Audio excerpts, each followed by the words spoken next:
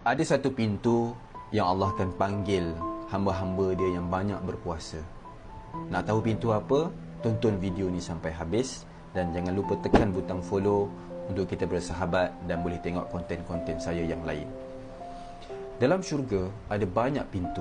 Nanti kita akan dipanggil oleh malaikat untuk masuk melalui pintu-pintu yang mana berdasarkan amal soleh kita yang kita buat paling terbaik dalam dunia. Kalau kita banyak jaga solat malam, banyak solat, kita akan masuk melalui pintu solat. Kalau kita ni bagus dalam bab sedekah, kita akan panggil masuk melalui pintu sedekah. Kalau kita rajin berpuasa dan banyak berpuasa, puasa dengan ikhlas, kita akan dipanggil masuk ke dalam syurga melalui pintu syurga yang namanya Ar-Rayyan. Ada satu perbahasan, kalau orang tu banyak buat amal soleh, puasa banyak, zikir banyak, solat banyak, sedekah banyak, jadi dia nak masuk melalui pintu yang mana satu?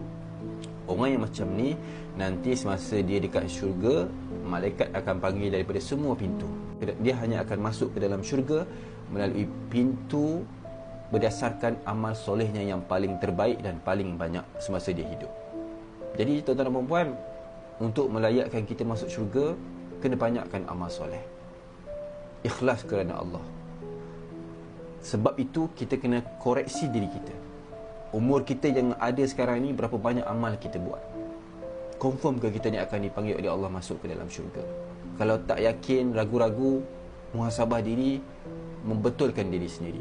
Bulan Ramadan ni bulan terbaik untuk kita muhasabah, gandakan amalan. Setiap perkara yang kita lakukan di bulan Ramadan, Allah akan lipat gandakan pahalanya. Setiap amalan-amalan sunat, amalan-amalan soleh, niatkan kerana Allah, pahalanya akan digandakan. Itu baru amal-amal soleh. Tetapi puasa, kata Allah, yang kita buat dalam bulan Ramadan ini, puasa ni hanya untuk Allah. Allah yang akan membalas direct kepada kita. Dahlah ganjaran amal soleh tadi tu dah digandakan.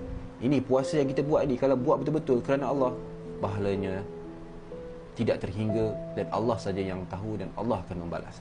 Jadi rebutlah sebanyak mungkin tuan-tuan dan puan Ramadan pada kali ini. Jangan biarkan Ramadan ini berlalu sekadar menahan lapar dan dahaga sahaja. Biarlah kita lebih daripada itu. Dan mudah-mudahan dengan asbab kesungguhan kita buat amal soleh, jaga puasa betul-betul, jaga mata, jaga mulut, jaga telinga, Allah terima puasa kita dan amal soleh kita. Allah jemput kita nanti masuk ke dalam syurga melalui pintu Ar-Rayyan. Allahumma amin. Wallahu a'lam.